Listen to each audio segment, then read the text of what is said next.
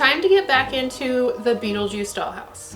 Last time I left this project, I was working on Lydia's room, specifically her furniture and accessories. However, she didn't have any walls. So in this video, I'm going to be creating the walls and finishing off the area that is the bathroom. This is going to continue to fill out the second floor that I just started at the beginning of this year. I'm also going to be reviewing a Creality laser cutter. It's going to be one of my last reviews for a little while, but I'm really excited to see how it works and use it for the doors and windows in this space. So without further ado, let's get started.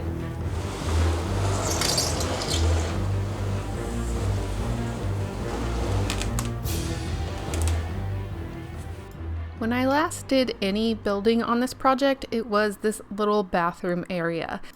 I didn't finish up this exterior wall because I didn't know quite what I wanted to do here, but now I need to make sure it's in place before I can build Lydia's walls.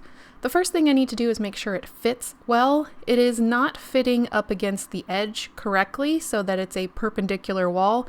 So I cut out these two grooves, which are going to correspond to the side walls of the bathroom and allow the wall to fit a little bit better. Before I permanently install it, I need to cut a hole for the window and install the window. This is going to be much easier to do before it's glued in place. I'm first cutting through the layer of wallpaper, and then I can continue to cut all the way through the double layer of foam board. This window is going to be the only way the viewer of this dollhouse can see into the bathroom. There's not going to be a removable wall or anything, but I thought it would be just like Delia to put a very large window in a bathroom that makes the user feel just a bit uncomfortable while they're using it. I had this window ready to go, so I painted it and put it into the wall and allowed everything to dry. Once it's dry, I can add it in. Here you can see the grooves that I was talking about with these walls. They were just making the wall stick out a little bit too much, and I'm trying to keep this house as perpendicular to the floor as possible. So once I had everything in place, the wall was fitting so much better with those grooves cut into the foam board. And that's one of the beauties of building with foam board. You can literally just cut into it if you need a bit more space. This would be a lot more difficult with wood. After adding glue to the base and the little gaps that I created for the wall to fit, I used some masking tape and some carefully placed 1 through 3 blocks so that everything could dry and be really secure. This wall is going to be the foundation for building the rest of Lydia's walls, so I had to make sure it was right. Here's the view through the window. It's going to have really good lighting because without a good light, it's almost impossible to see all the cute little miniatures that are inside. Now I can get to the focus of this video, which is building Lydia's room. I'm starting with the same process I've done a million times, which is making the double thick foam board walls. They are all 9 inches long, so I just keep making the same thing over and over again. I'm still using the carpet tape as suggested by Queen City Minis, and it's working really well. I like to also add in some wood glue between the pieces, so if the tape ever does give, I'm still covered by the wood glue, but the tape allows it so that there's not wood glue everywhere, and my walls are warping so much less, like hardly even at all. So I think this is going to be my go-to wall preparation process from now on. Once I have my wall ready, I can check and see how long I need to create the first piece. This is going to be a weird shaped room, but honestly, to get everything into this dollhouse, everything is turning into a weird shaped room. But I'm just going a piece at a time, making sure that it fits and then gluing it in place. I'm going to go pretty quickly through these walls because you've seen me put up walls several times, and it's the same process. Just cut, make sure it fits, and go very slowly and cautiously. Occasionally, I also added in some of the furniture that I have already made for this room to make sure everything was looking the way I wanted it to. As much as I can put the furniture on top of a flat floor plan, it starts to look so much more different and act different once there are 9-foot walls around the perimeter. I ended up having to cut a little bit of the bed off of the back. It's not anything that's going to make any difference, but it definitely helps it fit in the room. The door is looking incredibly large, but that's because there is a transom in this door. So the door is going to be a lot smaller than the opening. You'll see what that looks like in a bit. To make it easier for future Aira to wallpaper this room, I want to add a flat piece of mat board over this area that has the wooden dowel. So I shaped it down so that there would be a snug fit with the mat board across this corner without it taking up that much more room in this already tiny space. Once I had the fit, I could mark off where it needed to be cut and then glue the entire thing in place. This is going to make this area of the room so much easier to wallpaper because I'm just adding it against a flat wall instead of trying to deal with my support dowels. Then I continually went around the edge, adding one piece at a time, slowly adding glue, and it starts to become a room, which is really exciting. Now this wall I struggled with if I should put the window here or if I should put it on the other wall. But because this room is so tight in space, it all has to do with the furniture. And once I put the furniture in and did a test run, this vanity really needs to go against this wall. And if I put the window there, the vanity would cover up the window. So I decided no window, and I'm going to put it into the removable wall that I will make next. So this is how the furniture is fitting. Like I said, it's a very, very tight squeeze, but everything does fit, which is a miracle, except for the column stand. I don't know if it's going to fit in there, but you can see how the vanity just works in this little side area, and so that was my ultimate decision with the window. When it came to building the magnet wall, I wanted to match the crease line that is on the lower level, so I initially cut it very wide and started to realize this is going to cut off a lot of the viewing area to Lydia's room. So I had to change up my idea. If you've never seen my magnet walls before, I've done them in several videos. I think I'm going to, in the future, make just a magnet wall video where I show you the process and it's not buried inside of another video. But I ended up cutting these pieces down. These are the pieces that are going to hold the pin nails so that I had more viewing space into the room when the wall is removed. Here are the pin nails embedded into the foam board, and once those are put in place with a piece of paper over it, I call them dollhouse band-aids. Once those are complete, I can glue them in place and know that I have a decent area for the viewer to look through into her bedroom. I added some 1, 2, 3 blocks while they dried and a bit of masking tape at the top to make sure it was tight against the next wall. This is why building the bathroom wall first was so important. Now I can build the actual wall that has the magnets embedded in it. I first cut the piece that's going to close the gap, and then I made a second piece that's going to go on the interior. I added the carpet tape and the wood glue to that piece so that I could put it in place, and this is going to be the best way for me to make sure that I get a 2-part wall that fits in the gap I created. I used the masking tape to hold it in place while I added the other piece, and masking tape was working quite well. But here you can see a finished 2-part wall that has wings that are going to match this area. I added in the magnets that are going to correspond with the pin nails, and now I have a completed magnet wall that is going to fit in this gap and be removable for those that want to peek into Lydia's room. This is the wall that's going to need the window, and because there's not photos of this side of the house, I am going to try and line the window up with the center of the bathroom window and the vertical center of the window that I put in the kitchen. All of these windows are going to look completely different. It's definitely a collection of different window styles, but I think this is the best way to make it look cohesive and planned without actually knowing what it should look like. Now that the walls in Lydia's room are standing, I need to do a few things in the computer. The first thing I'm going to do is design the windows and doors, and I'm going to review the Creality Falcon 2 Pro laser cutter. This is what I'm going to use to cut all the windows and doors, but first I'm going to test it out by cutting a piece of plywood that's going to be the floor for this project. Creality sent along some planks of wood that are thicker than anything I've ever cut on laser cutters I've had in the past. So when I saw this project, I thought this is going to be the perfect way to test it because right now it's just kind of a plain base. So let's go set up the Falcon 2 Pro and get to work. This laser cutter was very easy to put together. It had step-by-step instructions, and even though Mr. Technology did it, he said it was very clear and thorough. They also sent me the fume extractor, which is a separate purchase on the website, but it works really well with this laser cutter. It was not something that I had to put together, it just came already together in the box and goes neatly underneath the desk. This machine itself is about the same size as the first laser cutter I ever owned. However, the cutting space on the inside where the bed is so much bigger.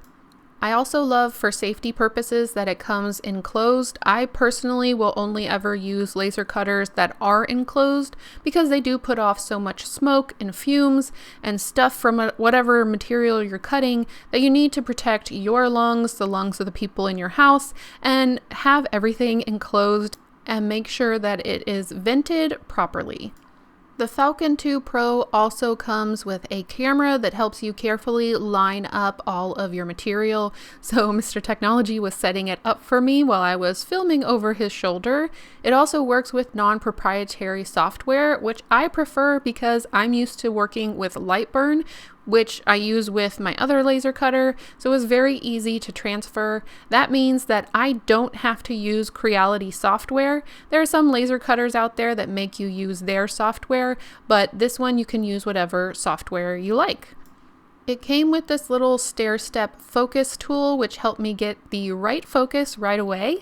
And then I was starting to test cut on the piece of plywood. This is important to do because I want to make sure my settings are right before I just do a huge cut and then mess it up. And the settings worked really well. I did one engraved setting and then one cut through setting. And then I was ready to work on my floor for my little messy stove. This is real speed. I want you to see how fast it goes when it was engraving. The version that Creality sent to me is a 40-watt laser, and this is the speed that it seemed to work well on this material. However, they do have a 60-watt version, which I imagine would go a little bit faster on thicker materials. Here is the finished piece, the finished floor with the engraved lines for the tile and then a cut circle for the floor itself. And I was really happy with how this came out, and there wasn't too much ash on the edges. That's something I check. There was a little bit, but I mean, I just cut through a bunch of wood. But now I can go and test it on my project. Let's see how it fits on the project. It's a perfect fit, and now I can paint the tiles and finish up this little scene. It definitely needs some sprucing up underneath this really detailed, messy stove. And the glass still fits, so that's good.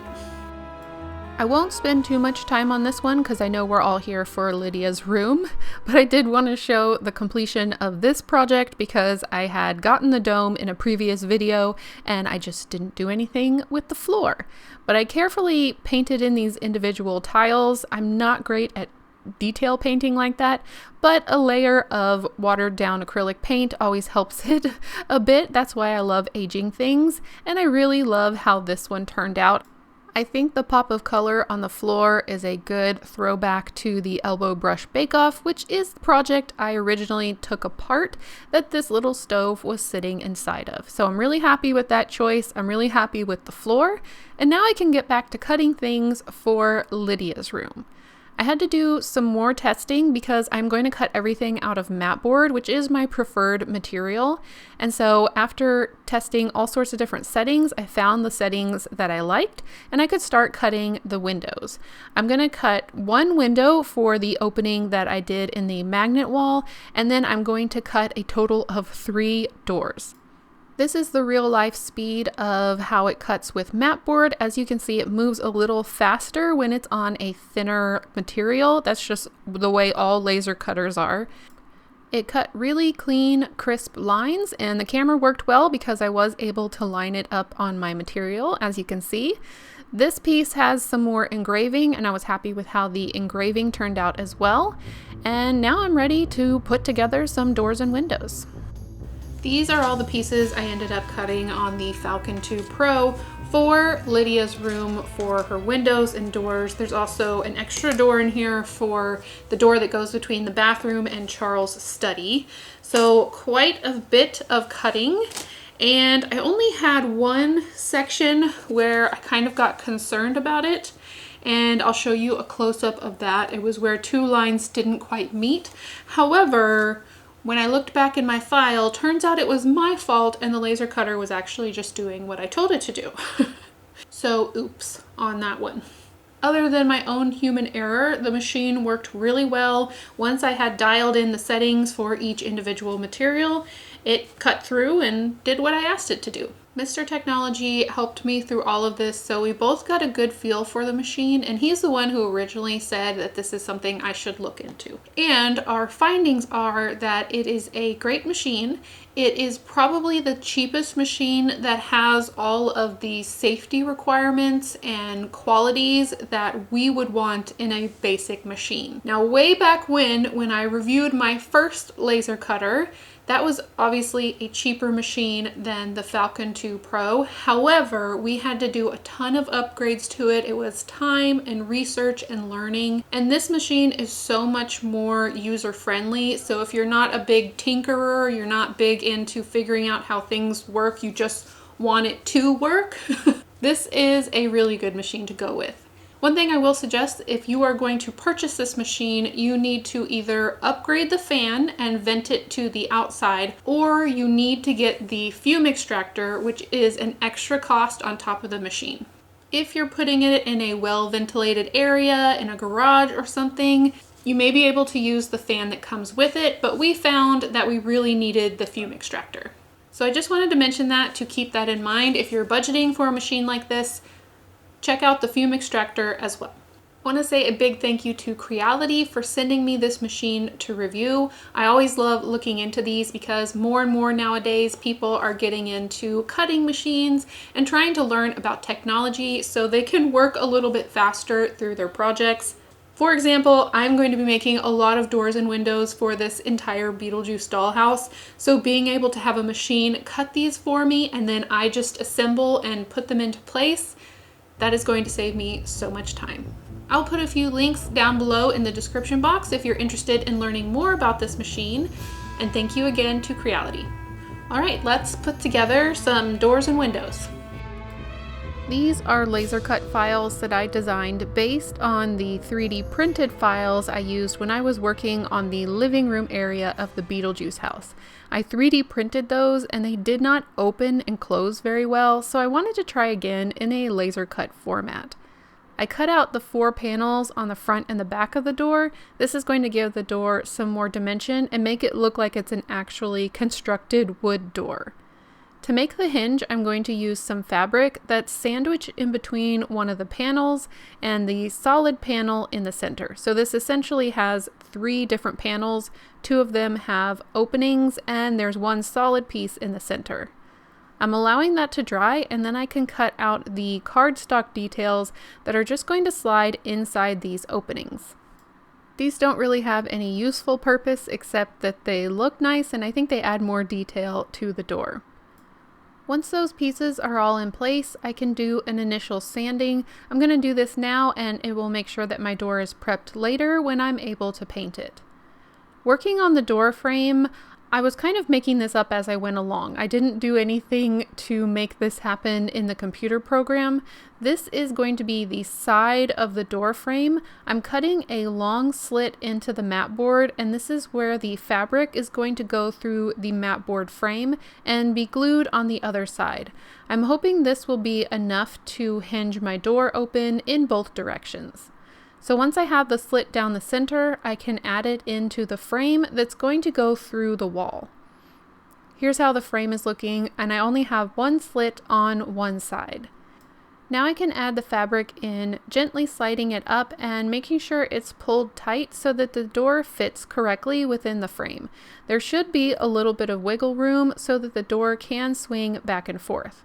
I glued the fabric down and then I added a little bit of extra glue and then a flat piece of paper over the glue. This is going to reinforce where I added that slit, so hopefully it's a bit stronger and it won't allow any of the fabric to pull out over time. I'm also going to construct the other side of the door frame that works on the other side of the wall. However, I'm not going to paint it yet until I work on the upper floor hallway. I am going to paint these little transom frames, but I'm going to be working with those later. I'm also going to put together the window. The frame is going to stay separate from the mullions. This is just going to make it easier to paint, but I can go ahead and construct it so when I get to the painting part, everything is already put together. It works the same way as the door, where I just build a simple frame on the inside, which will go inside of the wall and connect the two parts of the window frame together.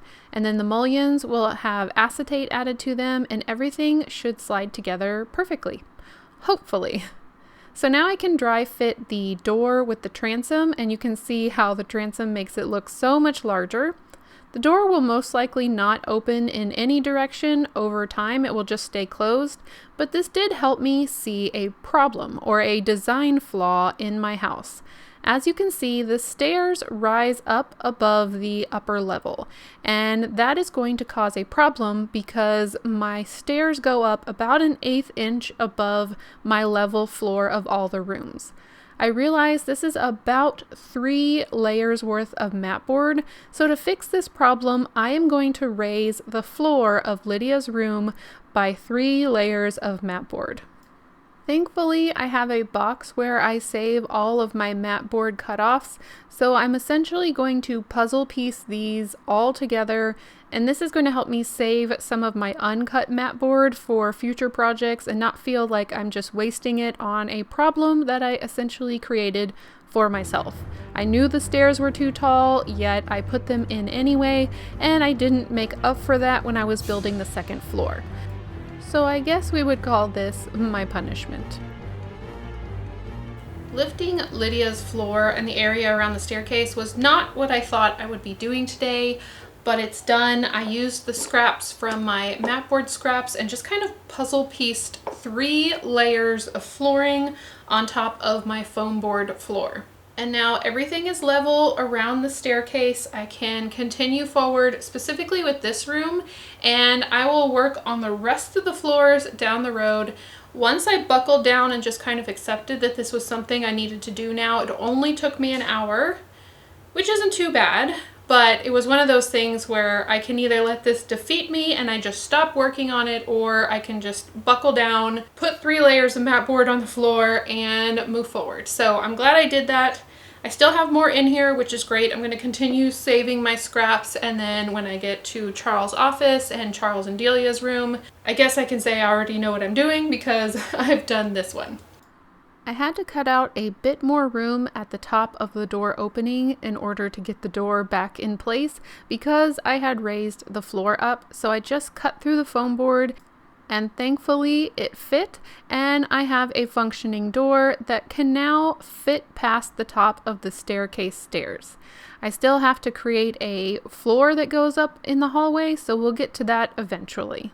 I almost forgot, the other computer thing I need to do is design Lydia's wallpaper. That's going to be the first thing I put into her room. It's a very unique wallpaper. I will show you a reference of how it looks in the movie. It has some white silhouettes of botanicals on a purple background, and then it also has some 3D elements, almost as if Lydia herself or perhaps Delia glued flowers to the walls. That is going to be the first thing I need to apply to the surfaces, so I want to go ahead and get them designed. I am very thankful that this is not a complicated wallpaper to recreate. It is just a few silhouettes of sprigs of botanicals, so like flower limbs or leaves. To create it, I made a grid on a purple background in Photoshop and then started to spread them out until I liked the pattern. Then I made the pattern repeat so that it made sense and just kept adding and adding more. Then I shrunk it down and I decided to turn everything to a landscape perspective because it's only going to be on the top half of my wall, and I figured I would get more out of each paper this way. I am going to make this a free download for you, so if you would like some of Lydia's wallpaper in your own project, you can go to the description box and download it and print it out.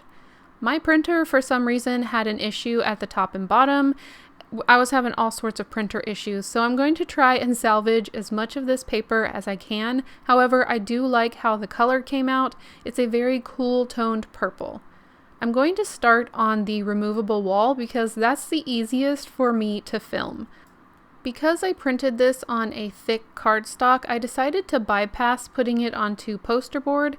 I added Mod Podge onto the foam board wall and then just added the cardstock straight on top of that. I always try my best to get it as flat as possible without getting fingerprints all over it. And then once it dries, I add another layer of Mod Podge on top of it to protect the print. Then I can cut out the window and I have a final bit of wallpaper on my removable wall. I do have a few bumps here. I'm hoping they will go away. I am future Aira, so I can tell you they do not. This is one of the things that comes with using Mod Podge, and I do have another product I want to try in the future, but for now this is the method I am going with, and you will see that I struggle with it along the way. I'm adding it a bit at a time, measuring each corner as I go, and when I'm all done, this is how it's looking. As you can see, it is definitely not perfect. There was one corner that was bothering me so much that I decided to replace it. That is going to be this corner over here. I don't know if it's because the corner with the foam board connection, but it did not want to do what I wanted it to do. The other places will be covered with furniture, so I'm not too worried, but this one got ripped off and replaced by another piece of wallpaper. It still did not come out perfect, and I realized you can see the white foam board through the gap, but I am able to fix that later with a matching paint color. I like to show these parts of my projects even though they aren't satisfying or pretty, so that you can see I struggle with all of these things just as much as I'm sure a lot of you do, and it takes a lot of time and patience to get the result that you want. While the wallpaper was drying fully, I decided to work on the floor. I made a pattern out of scraps of paper and post-its that you saw just a few seconds ago, and now I'm cutting out strips of poster board which are going to look like a very wide plank wood floor, which is the wood floor I can see in my sample. It is a green floor, and it just constantly surprises me how much color is in this project, specifically in Lydia's room, because if you would have asked me before I started this what color her room was, I would have at least put black in there somewhere. But besides the lamps, there is no black. Everything is a relatively bright color. It's just that the lighting is really dim. I added the floor into the room and allowed it to dry with 1, 2, 3 blocks on top of it. I then had to mix a very specific color. I had this Velvet Crush in my collection, but it was too warm of a purple, so I added some blue into the paint bottle and mixed it all up and got something much cooler, and it does match my wallpaper, which is what I want. This is going to be a very, very purple room. I cut out some wainscoting sheets out of poster board, and they're essentially going to have the same looking planks that are on the floor, except they're going to be horizontal up on the wall. I made 4 of these panels so that I knew I would have enough to go around the entire room. I cut off any extra strips off the end, and then I'm going to paint the entire thing the purple that I custom mixed inside of the Velvet Crush bottle, even though it's no longer technically Velvet Crush. I covered everything in acrylic paint. Painting it before it goes on the wall is going to make sure that my project stays really clean and that any warp that happens before I glue it in. I also took some time to paint the bathroom door, the window, and the main door that goes into Lydia's room. I'm going to show the installation of the wainscoting on the removable panel once again. I'm just going to measure it and cut it down to size so that it fits onto my panel. I also need to mark out where the window is going to go and remove that bit as well. It's a bit easier to do before I add glue to the back side of this so that I can get a nice clean cut. Once it was in place and I started to add my window, I realized there was going to be a gap between the upper part of the window and the wallpaper because there are 2 layers of poster board on the lower level. So here I added an extra 2 layers of poster board on the back side of the frame, and this is going to allow my frame to sit flush at the very top against the wallpaper once my window is installed. I won't be putting the window mullions in for a while, so it's just going to stay an open window for now. I'm also going to paint the little wings, I guess you would call them, of the removable panel. This is going to help it all look cohesive, especially when the wall is pulled out. I still want it to look like a nice part of the project and not just blank foam. The same thing goes for the wings that are still part of the project. When you open it up, I want it to look fairly nice and not just like a mess. I decided it would be good to add my door frame in before I added the wall paneling, and this was my final fit of the door, hoping that everything works after all of the adjusting with the floor, and it does, thank goodness. Then I could start slowly adding in, I guess you would call it wainscoting. It also looks like shiplap, I think, to me. I'm not quite sure the correct technical term. Each time I added in a panel, I had to add in all of these 1, 2, 3 blocks to put pressure on the poster board to get it up against the wall.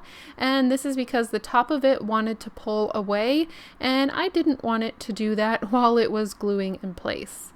I had a gap between these 2 panels, so I used some lightweight spackling to fill in the gap, and I will just paint it with some purple paint down the road once it's dry.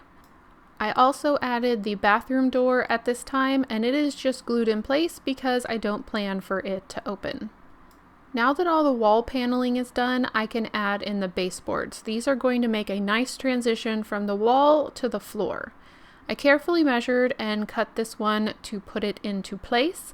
I glued it down, and then I immediately looked at it and rushed off to the project to make sure everything fit. And while you are watching my blank desktop, I am realizing I once again made another mistake. It does not fit, and the reason is because I raised the floor. So I took a pencil line and I marked out where the floor is.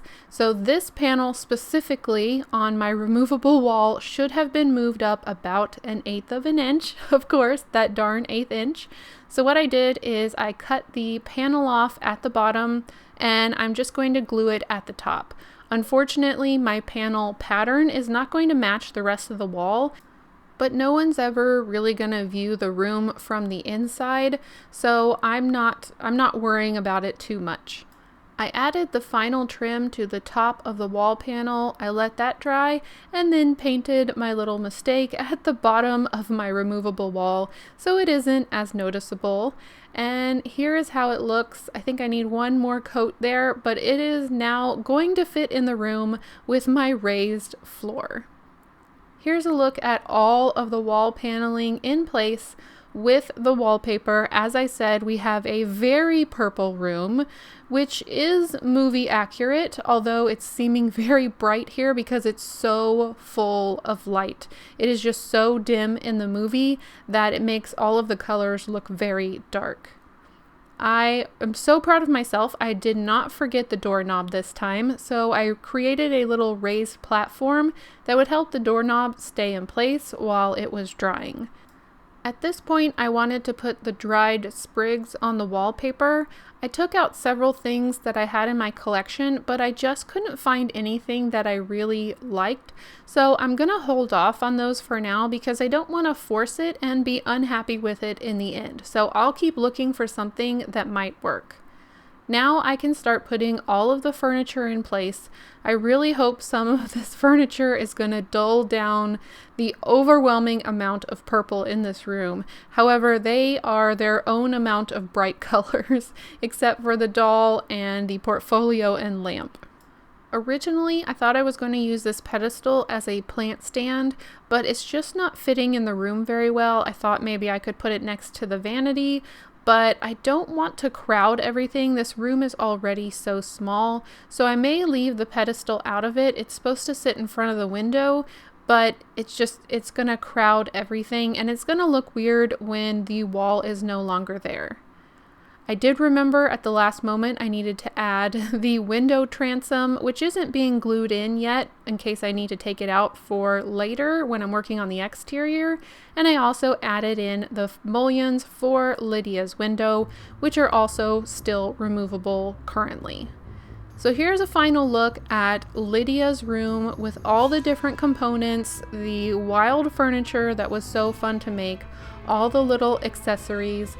There was so much more that went into this room than I originally thought there was going to be, because it just, when you see it in the movie, it just looks like an empty, dark room. But there was so much in there, and I loved recreating it and trying to get a feel for what this room would be like if it was bright and lit up. So hopefully in the lighting phase, we can get it to look more like the movie. Now before we leave Lydia's room, I want to show you one Beetlejuice house entry. Jessie made this out of toothpicks, and not only did she make one house, but she made two. She made it in different scales, so I have a large cabin and a small cabin, depending what fits on the diorama the best. So thank you, Jessie, for sending in the houses. That's all I have for you today. I hope you enjoyed it. There's still more to do in Lydia's room. I need to make some items for her vanity desktop. I need to add in the lighting, and hopefully I can find some flowers that will work for the wall. I do want to make a new outfit for Lydia at some point, and maybe even make her really wide brimmed black hat and put it somewhere up on the wall.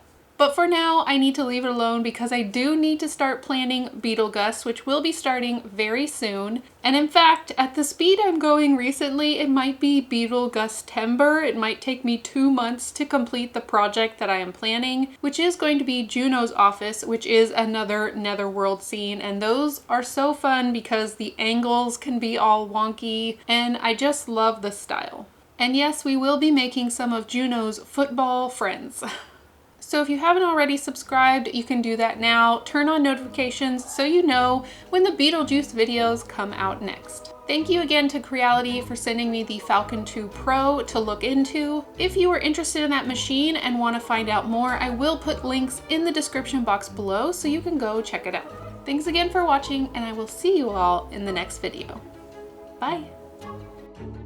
Look, I realize your outfit clashes with your room, but I didn't have time to make one this week. I promise I will get you something black and moody in the next video that's focused on you. And yes, when we do the lighting, it will look much darker in here. No one will see your bright purple walls.